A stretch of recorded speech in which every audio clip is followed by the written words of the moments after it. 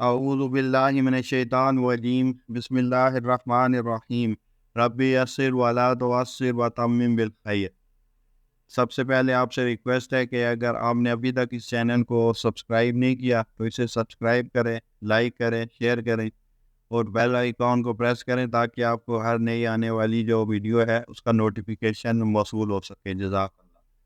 آج میں جس موضوع پر بات کروں گا وہ ہے امام ابو حنیفہ رحمہ اللہ کی پڑوسی پر شفقت۔ امام ابو حنیفہ رحمہ اللہ تعالیٰ کے محلے میں ایک موچی رہتا تھا جو نہایت رنگین طبع اور خوش مزاج تھا۔ اس کا معمول تھا کہ دن بھر محنت مزدوری کرتا اور شام کو بازار جا کر گوشت و شراب خرید لاتا۔ کچھ رات گئے اس کے دوست احباب جمع ہوتے، وہ خود سیخ پر کباب لگاتا، خود بھی کھاتا اور دوستوں کو بھی کھلاتا۔ خوب شراب کا دور چلتا اور مزے میں آ کر شعر گاتا جس کا ترجمہ ہے کہ یعنی لوگوں نے مجھ کو ہاتھ سے کھو دیا اور کیسے بڑے شخص کو کھویا جو لڑائی اور رخنہ بندی کے دن کام آتا۔ امام صاحب ذکر اور شغل کی وجہ سے رات کو بہت کم سوتے تھے۔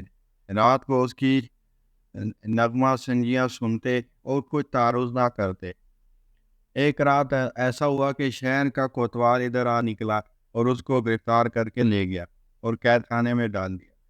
صبح کو امام صاحب نے دوستوں سے تذکرہ کیا کہ گزشتہ رات ہمارے ہمسائے کی آواز نہیں آئی، نہ معلوم کیا وجہ ہوئی۔ لوگوں نے ان کو رات کا جو تمام قصہ تھا وہ بیان کر دیا کہ وہ غریب تو قید خانے میں ہے۔ امام ابو حنیفہ رحمۃ اللہ علیہ نے اسی وقت سواری طلب کی اور دربار کے کپڑے پہن کر دارالعمارہ کی طرف روانہ ہو گئے۔ کوفے کے گورنر کو لوگوں نے اطلاع دی کہ امام ابو حنیفہ آپ سے ملنے آئے ہیں۔ اس نے یہ سنتے ہی آپ کے استقبال کے لیے اپنے درباریوں کو بھیجا۔ جب آپ کی سواری نزدیک آئی تو گورنر خود بھی تعظیم کے لیے اٹھا اور نہایت ادب و احترام سے لا کر بٹھایا اور عرض کیا آپ نے کیوں تکلیف فرمائی، مجھے بلا بھیجتے، میں خود حاضر ہو جاتا۔ آپ نے فرمایا ہمارے محلے میں ایک موچی رہتا ہے، کوتوال نے اس کو گرفتار کر لیا ہے، میں چاہتا ہوں کہ وہ رہا کر دیا جائے۔ گورنر نے اسی وقت حکم بھیجا، وہ رہا کر دیا گیا۔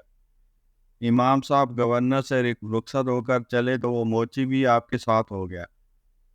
امام صاحب نے اس سے مخاطب ہو کر فرمایا کیوں، ہم نے تم کو ضائع تو نہیں کیا؟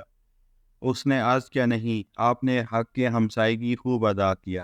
امام صاحب اس کے خلوت و مروت کا اس کے دل پر یہ اثر ہوا کہ اس نے عیش پرستی سے توبہ کی اور امام صاحب کے حلقہ درس میں بیٹھنے لگا۔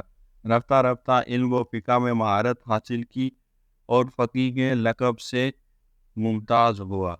وآخر دعوانا الحمد للہ رب العالمین۔